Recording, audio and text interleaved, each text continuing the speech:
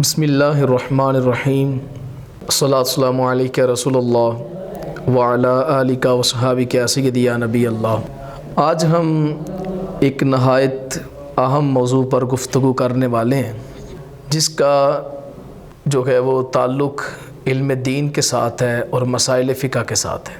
ہمارے اس معاشرے کے اندر اس وقت جو نظام اور جو رواج چل رہا ہے وہ دین سے دوری اور علم دین سے بیزاری کی ایک بہت بڑی علامت ہے۔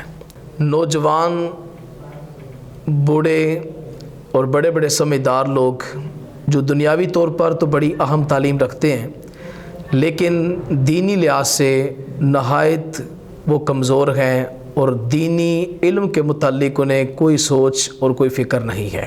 حالانکہ علم دین کو حاصل کرنا یہ بندے پر فرض ہے، اتنے مسائل کہ جتنے اس کے لیے ضروریات دین سے تعلق رکھتے ہیں۔ مثال کے طور پہ ان میں سے مسائل جو ہے وہ وضو کے مسائل ہیں، غسل کے مسائل ہیں، نماز کے مسائل ہیں، تلاوت کے آداب اور اس کے مسائل ہیں۔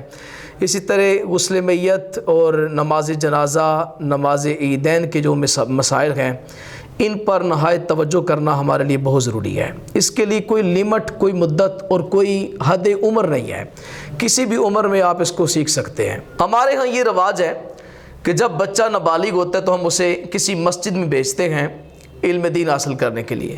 وہ وہاں پر قاعدہ پڑھتا ہے، قرآن مجید پڑھتا ہے، چند مسائل سیکھتا ہے جو اس وقت اس کی عمر کے ساتھ تقاضا رکھتے ہیں۔ حالانکہ بعد از بلوغت یعنی کہ بالغ ہونے کے بعد بھی مسائل سیکھنا بہت ضروری ہیں، اور بہت زیادہ ایسے مسائل ہیں جو بالغ ہونے کے بعد ہی صحیح طرح سیکھے جا سکتے ہیں۔ وگرنہ ہم اگر اپنی سوچ کے مطابق یہ رکھ لیں کہ اب عمر نہیں رہی جی، وہ بچپن تھا کہ جب سپارہ یا قرآن مجید سینے سے لگا کر ہم مسجد کی طرف جاتے ہیں، وہی عمر مسائل سیکھنے کی ہے، تو اس سے آگے جا کر ہمیں کوئی چیز سیکھنے کی ضرورت نہیں ہے۔ ایسا نہیں، بلکہ شریعت مطہرہ نے 12 سال کی عمر میں مرد پر اور 9 سال کی عمر میں عورت پر نماز کو فرض قرار دیا ہے۔ اسی عمر کے اندر مرد اور عورت پر رمضان کے روزے فرض کیے ہیں۔ جیسے ہی کسی شخص پر نماز جو ہے وہ فرض ہوتی ہے تو اسے مسائل تمام تر جو نماز کے ہیں ان کو سیکھنا ضروری ہو جاتا ہے۔ اسی طرح جب رمضان المقدس آتا ہے تو جو بالغ ہوتا ہے، عاقل بالغ ہوتا ہے، اس پر جو ہے وہ رمضان کے روزے فرض ہوتے ہیں، تو رمضان کے روزوں کے متعلق تمام تر مسائل کہ روزہ کے مفسدات یعنی روزے کو توڑنے والی چیزیں کون سی ہیں، کس صورت میں روزہ ٹوٹے تو کفارہ واجب ہوتا ہے، کس صورت میں روزہ ٹوٹے تو آدمی پہ کفارہ واجب نہیں ہوتا۔ یہ تمام تر مسائل سیکھنا جو ہے وہ ماحول کے لحاظ سے، عمر کے تقاضے سے، جیسے جیسے انسان کے حالات بدلتے ہیں، اب اس پر زکوٰۃ فرض ہوگی تو زکوٰۃ کے مسائل سیکھنا اس پہ ضروری ہو گئے ہیں۔ اب اگر اس پر حج فرض ہو گیا تو حج کے مسائل سیکھنا ضروری ہو گئے ہیں۔ تو نبی پاک صلی اللہ علیہ وآلہ وسلم نے ایک روایت میں یوں ارشاد فرمایا کہ العلم فریضۃ علی کل مسلم، ہر مسلمان پر علم دین حاصل کرنا فرض ہے۔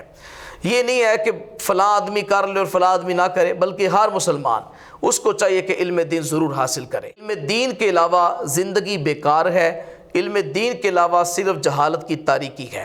میرے آقا صلی اللہ علیہ وآلہ وسلم ایک روایت میں ارشاد فرماتے ہیں، سیدنا امیر معاویہ رضی اللہ تعالی عنہ راوی ہیں، ارشاد فرماتے ہیں کہ نبی پاک صلی اللہ علیہ وآلہ وسلم ارشاد فرمایا، من یرید اللہ بہ خیرا یفقہہ فی الدین، فرمایا کہ جس شخص کے ساتھ اللہ تعالیٰ بلائی کا ارادہ کرتا ہے، جس شخص کو اللہ تعالیٰ خیر دینا چاہتا ہے، بلائی دینا چاہتا ہے، اسے دین کی سمجھ عطا کرتا ہے۔